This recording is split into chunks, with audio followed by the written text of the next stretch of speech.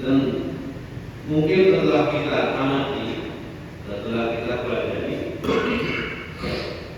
4 daripada penyakit ini secara tidak langsung itu mempunyai keterikatan. Artinya mungkin saja kalau satu saja kita punya daripada 4 penyakit ini satu saja di awal, maka kemungkinan 3 penyakit lain akan ya.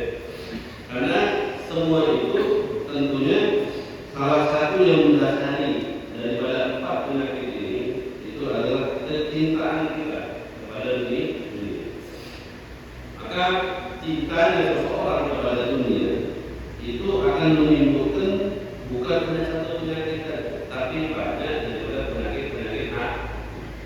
Ya, bagaimana kita pelajari bahwasannya anak-anak yang panjang atau orang yang banyak khayalannya, salah satu faktor itu bisa timbul dalam diri seseorang yaitu cinta dia kepada dunia. Maka di sini kita bisa mengetahui bahwasannya 4 daripada penyakit hati itu semuanya itu terikat. Artinya satu saja kita punya, maka tidak menjadi hal yang mustahil. Bahkan mungkin 3 yang lain itu akan ini. Ketika seseorang misalnya mempunyai khayalan yang melampaui daripada takdirnya, ataupun anak-anak yang masih belum pasti, yang mana itu salah satu penyebab dia cinta kepada dunia, maka tidak memungkinkan bahwasannya kesekian akan ada dalam hatinya, kesombongan akan ada juga dalam hatinya, dan terburu-buru di dalam melakukan segala hal baik itu untuk duniawi ataupun ukhrawi, itu juga akan timbul di dalam hati orang tersebut. Maka begitu pentingnya hal ini, maka oleh karena itu perlu bagi kita untuk mempelajari, mengetahui apa saja yang mungkin bisa menjauhi kita daripada 4 penyakit hati tersebut. Ya, bagaimana cara kita membentengi kita punya hati dan bagaimana caranya kita menjauhi daripada 4 sifat ini agar jangankan 4-4-nya, kalau bisa satu saja tidak ada dalam hati. Nah, ditakutkan kalau satunya sudah menetap dalam hati, tidak menjadi sesuatu yang mustahil 3 lain-lainnya di. Nah, maka di sini Al-Imam Al-Ghazali radhiyallahu ta'ala beliau mengatakan, ya, kata beliau, فإذا كان الأمر بهذه المنزلة من آفات هذه الخصال ولزوم التحفظ منها فلا بد من معرفة حقيقتها وحدها فبين لنا ذلك لنعرف كيف الطريق إلى التحفظ عنها. Seperti yang saya jelaskan tadi, kalau misalnya kau katakan bahwasanya perkara ini, ya, itu di dalam kedudukan mencelakakan orangnya itu begitu tinggi, dan seharusnya kita menjaga diri dan mengetahui daripada hakikat ini penyakit. Kalau memang penyakit ini malapetakannya, bahayanya, akibatnya begitu fatal, maka sudah seharusnya Imam Ghazali menerangkan kepada kita bagaimana caranya untuk menjaga diri kita daripada penyakit-penyakit hati yang sudah disebutkan oleh Imam Ghazali. Maka beliau mengatakan falam anna bi kulli wahidatin minha kalaman katsiran. Kata beliau, sesungguhnya kalau kita mempelajari satu persatu daripada angan-angan, daripada sombong, daripada dengki, maka di situ ada perbincangan yang begitu banyak. Artinya itu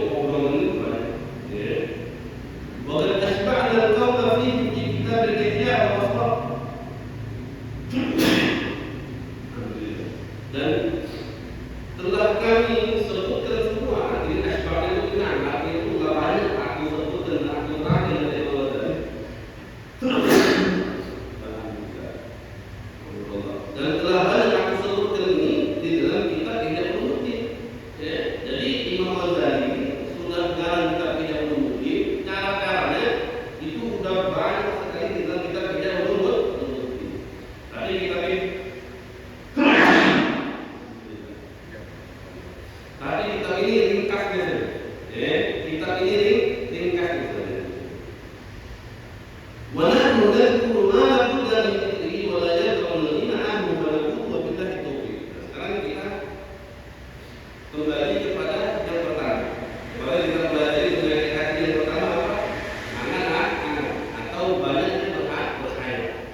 Sekarang beliau kembali lagi ke anak-anak tersebut sambil insya Allah menerangkan bagaimana cara kita menjaga diri daripada anak-anak tersebut. Ya. Beliau mengatakan amal-amal maka ada anak-anak ataupun khayalan yang tinggi. Faqala aktsar ulama ila rahimahullah. Maka banyak daripada ulama kita mengatakan bahwasannya amal itu ataupun anak-anak itu adalah iradatul hayat. Apa maknanya? Anak-anak itu iradatul hayat, keinginan untuk hidup. Liwajtil mutarafi bil hukum, keinginan seseorang untuk hidup di masa yang panjang. Ya.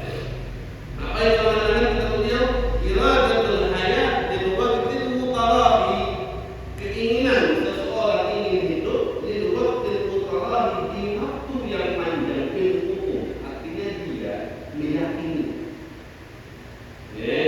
Dia yakin diri dia itu akan hidup panjang.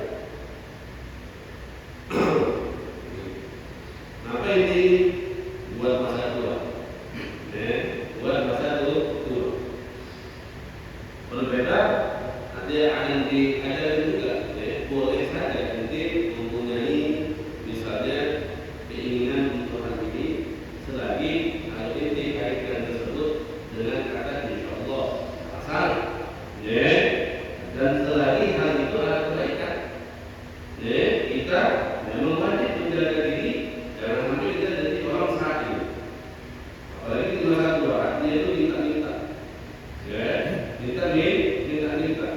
Harusnya kita menjaga diri bagaimana Allah Subhanahu Wa Taala mengatakan dalam Al-Quran Nabi Adam, Allah telah memuliakan daripada anak Adam dengan kemuliaan yang begitu banyak, keistimewaan yang begitu luar biasa. Maka termasuk daripada syariat juga mempunyai sifat hebat menjaga daripada ada di makanya termasuk daripada daruriyat.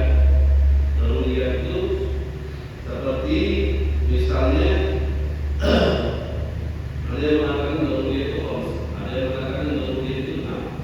Salah satunya misalnya apa? Kenapa Allah Subhanahu Wa Taala mewajibkan hukum qisas? Kenapa ada qisas? Karena Allah Subhanahu Wa Taala ingin menjaga melestarikan daripada manusia. Kalau nggak ada qisas, mau orang bunuh 1, bunuh 2, bunuh 3, bunuh 4, bunuh 5, bunuh 7, makanya karena nafas jiwa ini harus dijaga, makanya ada hukum kayak kewajiban adanya di qisas. Kenapa orang kalau ngambil harta orang lain harus dipotong tangannya? Karena termasuk daripada daruriyat, seseorang itu harus menjaga harta. Harta itu harus dijaga. Bukan artinya ini dijaga harta ini ujungnya enggak.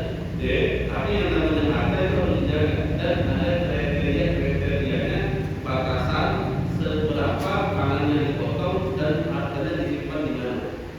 Artinya kalau ini punya duit, kita kapan saja di jalan, habis itu ada orang nanti kamu dipotong tangannya, enggak. Hal itu sampai itu harus dijaga. Duit disimpan di mana? Di dompet. Kalau dompet di rumah kalau di lemari, nanti punya mak, kita taruh di mana? Meja TV.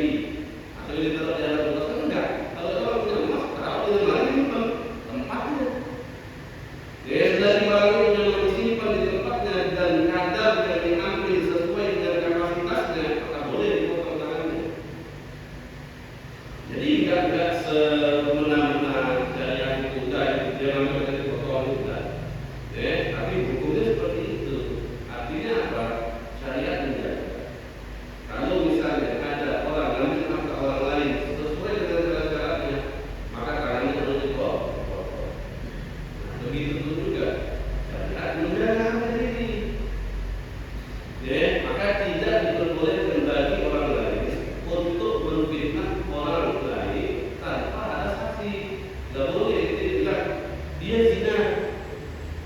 Ente tidak melihat dengan mata telanjang ente sama sekali, nggak lihat, atau nggak ada daripada saksi-saksi yang ada, empat saksi misalnya, dan tidak ada zina, ente ada hukumnya. Syariat menjaga jangan sampai ada orang setahu dia saja meminta orang lain, maka ada hukum disebut dengan dicambuk sebanyak 80 kali. Itu kemungkinan besar salah satu yang menjaga ada di itu namanya menjaga ada di kita harus menjaga kita punya harga diri. Salah satu cara kita menjaga punya harga diri, kita tidak tergantung sama makhluk, kita tidak meminta sama makhluk. Maka misalnya kalau ada orang dengan niat tujuannya bekerja dengan tujuan misalnya sawit ataupun hal-hal yang lain, akan tetapi dia niatkan itu dan dia tidak meyakini di dalam hatinya bahwasanya dia bakal hidup di dalam bulan. Dia ikat itu semua dengan insya Allah. Insya Allah buat masa tua. Kan kayak gitu. Kalau ente memastikan ya anak yang membuat ini buat tua nanti dia buat santai, dia tua tidak hidup, tidak hidup gitu. Tapi ente yang pasti ini bakal hidup di masa tua, itu amal. Itu amal. Iradatul hayat min waqtil mutarafi bil hukum. Keinginan hidup untuk waktu atau masa yang panjang. Akan tetapi keinginan tersebut ente mantapkan dalam hati dan keyakinan tersebut kuat bahwa saya ini bakal hidup. Nah, itu namanya itu namanya bagaimana dalam innahu iradatul hayat lil waqtil al-mutarafi bil hukum. Wa qisarul amal, dan adapun orang yang tidak mempunyai angan-angan atau angan-angan yang pendek dan panjang, itu kebalikannya. Artinya tarkul hukmi, dia meningkatkan kepastian dia bahwasanya dia bakal hidup panjang. Di antara hidup bagaimana kita lakukan meningkatkan kepastian kita yakin kita bakal hidup besok, bakal hidup di nafas yang tua, bakal hidup di waktu yang 10, bakal hidup misalnya di waktu subuh. Bagaimana caranya kita beristisna di masyiatillah? Dengan kita mengecualikan itu dengan masyiatullah. Artinya apa? Insya Allah. Mana kalau di undang-undang orang kalau ada amal, insya Allah ini, jangan dikatakan tidak, anak pasti hadir. Anak pasti hadir. Seakan-akan apa tadi? Seakan-akan inti meyakinkan bahwasanya inti bakal hidup di hari itu. Kepastian hidup di hari selanjutnya atau di nafas selanjutnya atau di jam selanjutnya itu adalah amal. Itu adalah amal. Atau kita bilang bi'ilmillah. Kalau memang di dalam pengetahuannya Allah, di dalam ilmu Allah, anak hidup masih di pulau ke depan, Bidzikri atau bisyarti salah bil iradah, atau dengan syarat kebaikan dalam keinginan hidup tadi. Ada suatu salah seperti yang kita sebut tadi Jadi kenapa yang mengkali dia buat masa tua, bukan artinya itu jadi di masa tua enggak. Tapi anak yang jadi dia anak ikhfa, dia anak minta, tidak masalah. Tidak masalah. Akan tetapi itu semua harus dikaitkan dengan ketidakpastian. Karena kita tidak meyakini kita ini bakal hidup di masa yang akan datang. Faidan indakalta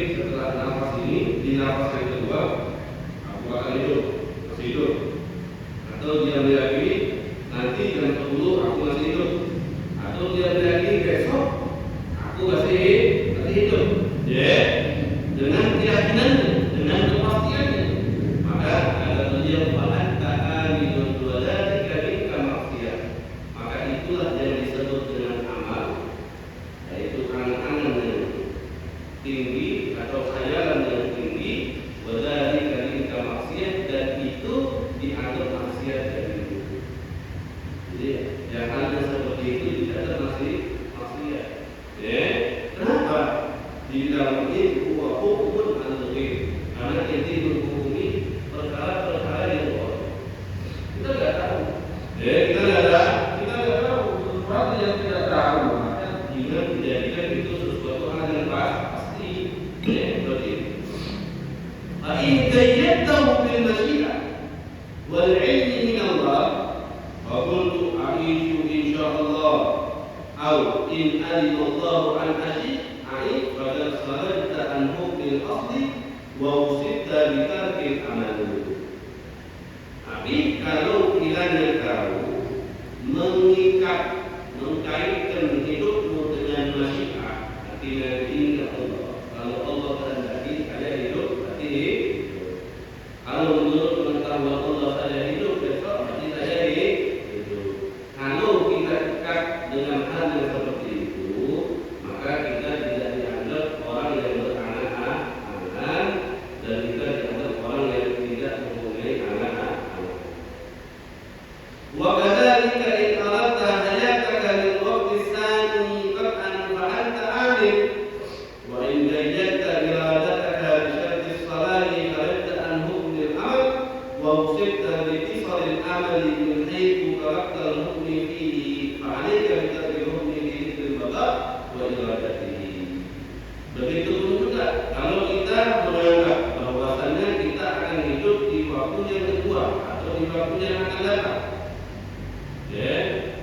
dengan keyakinan, maka kita disebut anak-anak. Kecuali kalau kita menginginkan kehidupan tersebut disyarat sekolah dengan syarat baik, dengan syarat yang baik, kemudian kita ikat juga dengan kata insyaallah. Maka di situ kita telah meninggalkan al-hukmi fihi, telah meninggalkan kepastian di dalam hidup yang panjang atau di dalam angan-angan tersebut. Maka bagimu tinggalkanlah kepastian tersebut di dalam memantapkan hati di dalam sekalnya kita di dunia. Jadi yang penting dalam hati kita jangan kita beranggapan bahwasanya kita ini pasti bakal ada di waktu yang itu. Penting itu saja. Maksud daripada kata zikir ini bukan kita hidup, tapi memantapan dalam hati kita. Jadi kita tidak meyakini itu bahwasanya kita akan hidup di masa yang akan datang. Kalau seseorang ingin hidup dengan syarat kebaikan yang ada pada dalam diri dia, atau dia harapkan dia lebih banyak untuk mengumpulkan kebaikan-kebaikan yang lain, dan dia kaitkan dengan insya Allah, maka itu tidak apa-apa. Seperti itu maksudnya. Wal muradu bidzikri dzikrul qalbi, yang dimaksudkan dengan kata zikir di sini yaitu dzikrul qalbi, menyebutkan hati.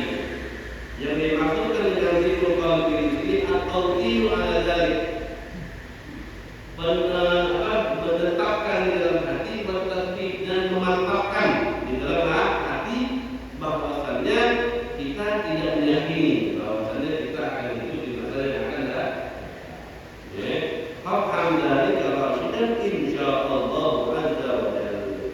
Dan dikatakan pahamilah ini insyaallah. Kemudian beliau mengatakan lagi, tumal amalu dolan. Kemudian kata beliau anak-anak itu ada dua. Anak-anak itu ada dua. Apa? Amalul amah wa amalul khassah.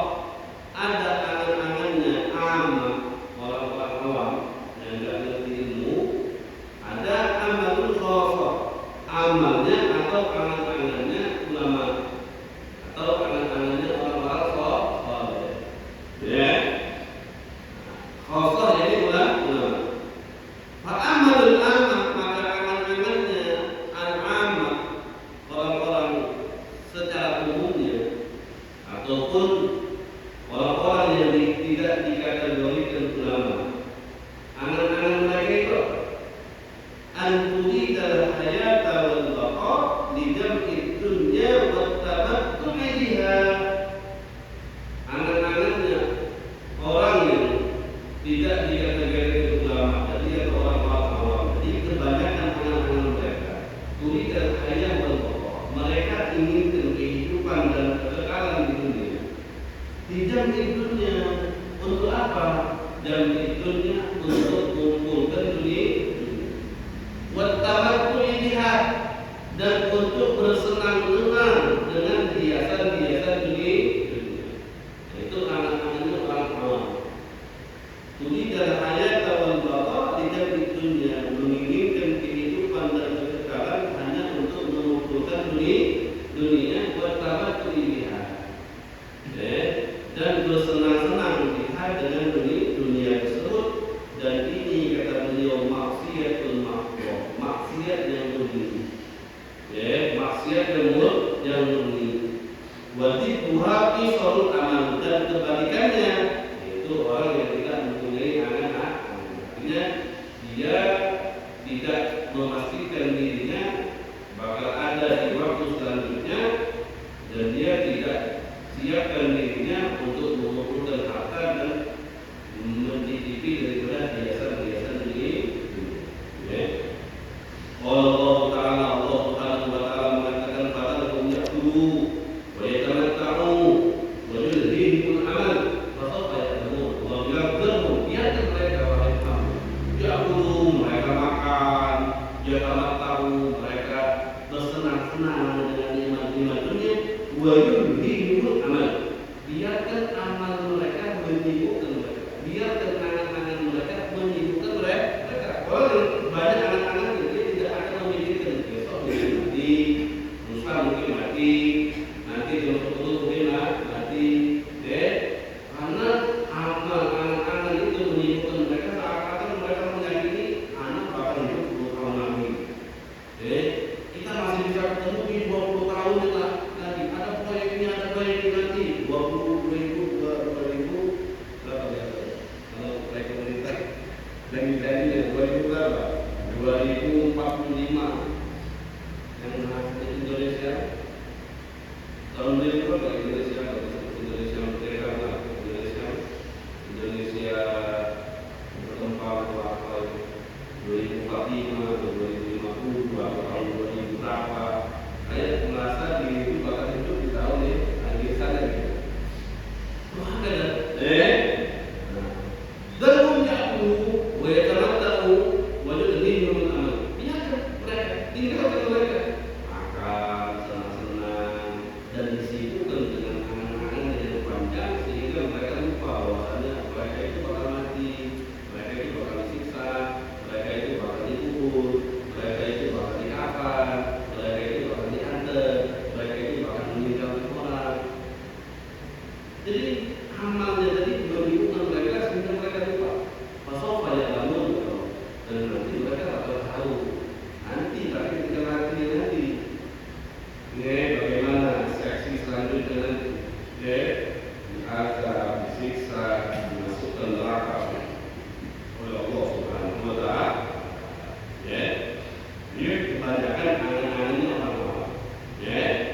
Keinginan untuk hidup panjang, untuk mengumpulkan harta dan bersenang-senang dengan harta tersebut. Gak ada kenanya. Kalau mungkin kalau kita lihat dohirnya orang, yang kaya-kaya itu, dohirnya gak enak. Tapi kalau kita tadi waktu kita sama waktu dia masih lupakan waktu kita, masih happy-nya waktu kita. Dia hari ini ke Singapura, hari ini ke Inggris, hari ini ke Amerika, hari ini ke Malaysia, hari ini belum ngumpul rapat Jakarta, belum rapat di Bangka, belum rapat di sini.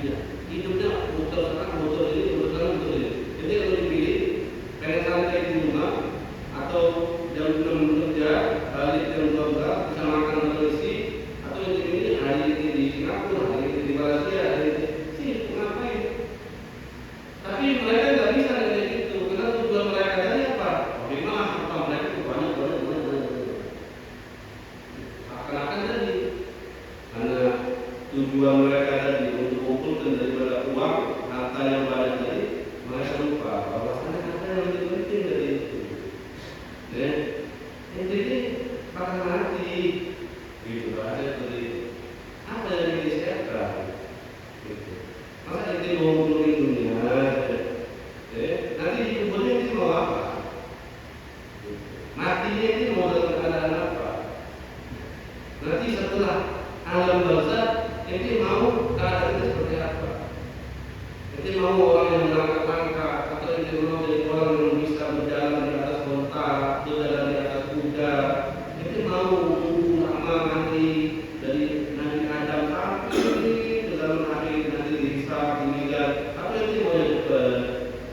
Ente maunya tadi, baru langkah jatuh, atau ente mau kayak pilar yang sifatnya, atau ente bisa hari? Jadi karena sibuk ngumpulin dunianya, jadi mereka lupa bahwasannya ada hal yang lebih layak lagi yang harus mereka persiapkan.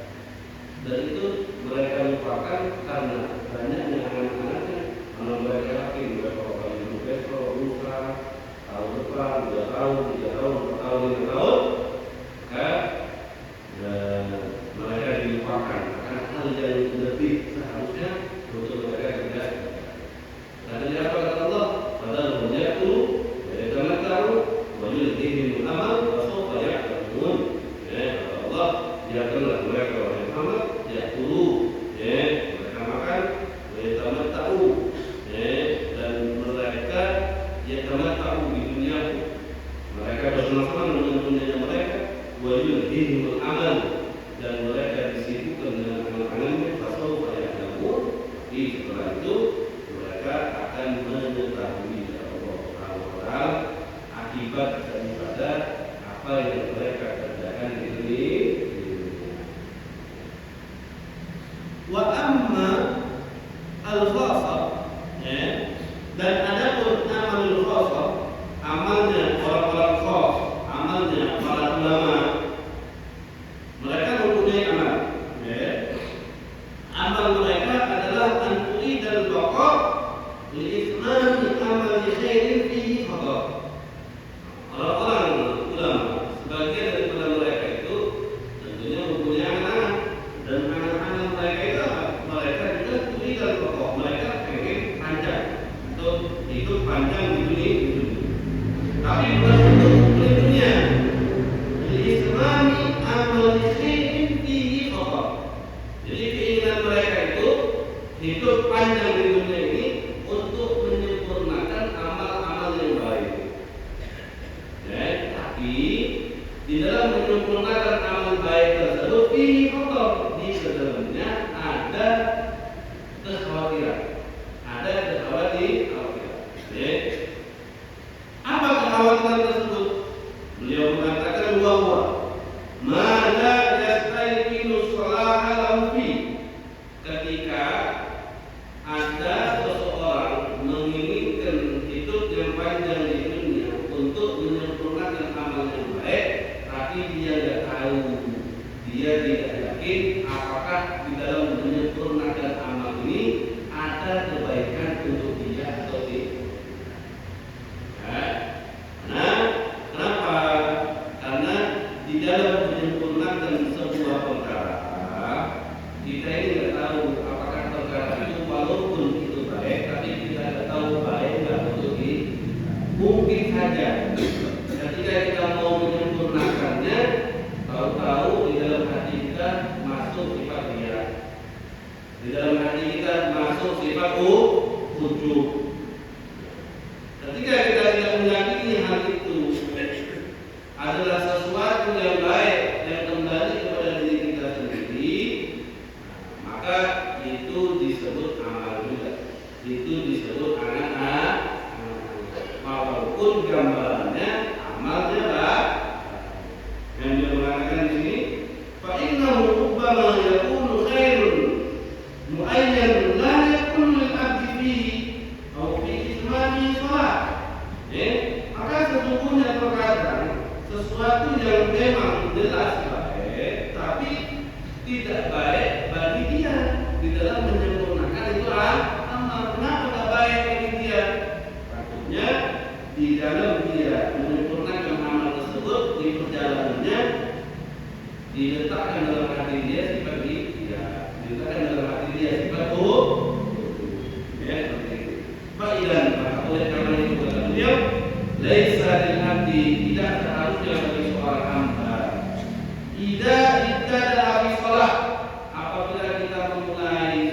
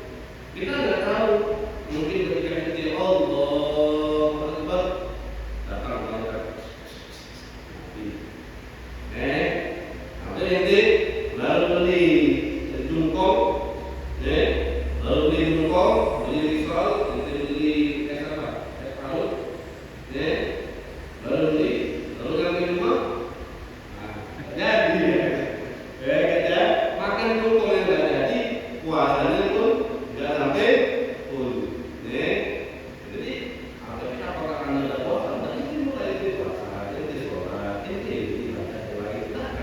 Ya, memulai ibadah dengan kepastian dan mengikat iradahnya itu kepada Allah itu harus. Tapi di dalam menyempurnakan ibadah tersebut, nah itu harus kita kaitkan kepada Allah. Kita tidak bisa memastikan diri kita ini bakal hidup sampai mati, ya seperti itu. Tapi di dalam memulai kita lihat. Artinya sebelum lama kita lihat bahwasannya anak ini akan beramal di dalam ibadah ini, puasa sehari, puasa 2 hari, puasa 3 hari, puasa 30 hari, atau bangun malam sholat 1 rakaat, itu ya dalam awal bulan. Ya, tapi untuk menyempurnakan jadi kaitkan itu dengan masyiatullah, dengan kata insya Allah, kalau Allah ingin. Kenapa? Karena kalau di dalam memulai itu nggak ada waktu-waktu yang akan datang. Sekarang kita mulai.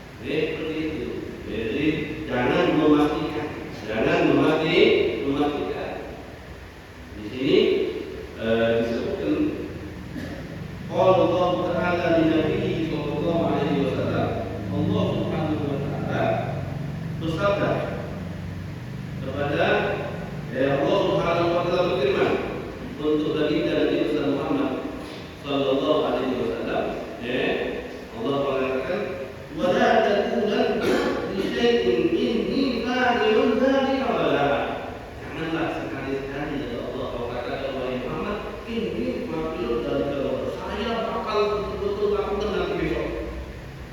Saya bakal kerjakan ini besok dengan kepastiannya. Jangan terlalu. Illa insya Allah. Kecuali kalau Allah kehendak. Kalau nanti besok mana ini? Insya Allah. Jadi insya Allah serius. Jangan insya Allah perasaan awalnya diganggu kan.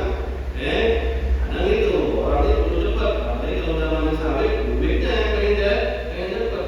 Biasanya manis Sabtu, di untuk minggu sebenarnya malah dibuka Sabtu, di maju kalau bagus tidak apa-apa. Kalau Kamis, Jumat senang jadi maju. Tapi kalau udah mundur, udah. Nanti kalau itu mundur nggak pakai lagi, nggak mau lagi. Namanya tidak mundur, dia sendiri mundur. Karena minta apa dia bilang kita jadi orang lain. Kalau itu enggak, jadi jadi kalau memang ada orang datang ke inti, ada kerja ke inti, insya Allah besok nanti, insya Allah. Tapi insya Allah yang pasti, nah insya Allah, benar-benar insya Allah. Sehari, 2 hari, 3 hari datang, itu yang masalah. Jadi udah bulan dari syaitan ini fakirun la ilaha illa insya Allah. Dan janganlah kau katakan ini fakirun la ilaha. Ini ayat turun ketika Nabi Muhammad SAW ditanya oleh orang-orang kafir Mekah. Mereka menanyakan Nabi tentang ruh. Dia selalu mengatakan ruh, ruh min amri Rabbi. Jika orang kafir bertanya apa itu ruh? Bertanya kepada Nabi apa itu? Mereka bertanya juga tentang Ashabul Kahfi. Mereka bertanya juga tentang Zulkarnain. Nabi bilang apa? Ukhbirukum wada. Nanti saya kabarkan itu besok. Nabi bilang nanti saya kabarkan besok. Ketika ada orang-orang yang datang Mekah meminta kepada Nabi, menanyakan kepada Nabi apa itu? Ada cerita tentang Ashabul Kahfi dan Zulkarnain. Apa jawaban Nabi? Ukhbirukum wada. Besok nanti saya kabarkan itu. Walau yakun insya Allah. Dan Nabi tidak mengatakan insya Allah. Menjadi wahyu ayyaman, thumma nazarat hadhihi ayat. Kemudian akhirnya apa yang Nabi bilang? Nukhbirukum wada. Beberapa hari wahyu itu naik. Hampir akhirnya turunlah ini ayat. Wala taqulan min syai'in inni fa'ilun dzalika illa an yasha Allah. Jadi janganlah kalian tersebut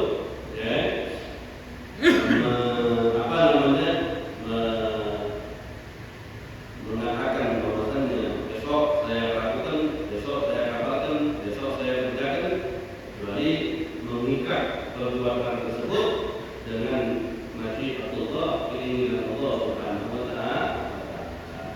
Inilah yang maksudnya. Kita mulai jam 8.02. Nanti itu mahmudah dari tapi nanti ini kita bahas di minggu yang akan datang. Artinya apa? Tadi beliau sudah menerangkan kepada kita, lebih signifikan lagi apa yang dimaksudkan dengan amal. Jadi amal itu adalah iradatul hayat. Di luar itu mutarahi hukum. Keinginan hidup untuk masa yang panjang dengan kepastian dia dalam hati ini bahwa memang dia bakal hidup di masa yang akan panjang atau di masa yang akan datang. Itu namanya amal. Orang yang tidak mempunyai angan-angan kebalikannya, artinya dia tidak memantapkan dalam hatinya, memastikan dalam hatinya bahwa dia bakal hidup nanti, dia bakal hidup besok, dia bukan. Dia mengaitkan keinginan dia untuk hidup tadi dengan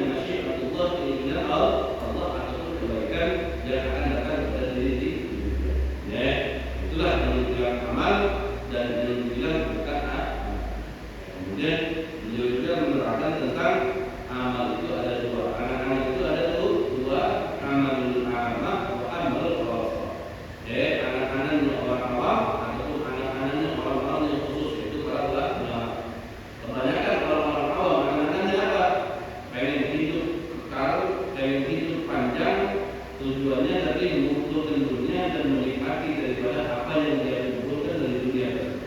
Ya, dan itu dibilang maksiat makhluk, maksiat murni.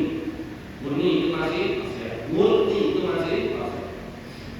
Kemudian yang kedua, amal khawf, anak-anaknya orang yang khusus, ulama misalnya, mereka menginginkan kehidupannya lebih, akan tetapi bukan untuk mengumpulkan dunia, tapi untuk menyempurnakan amal-amal baik yang sudah mereka mulai.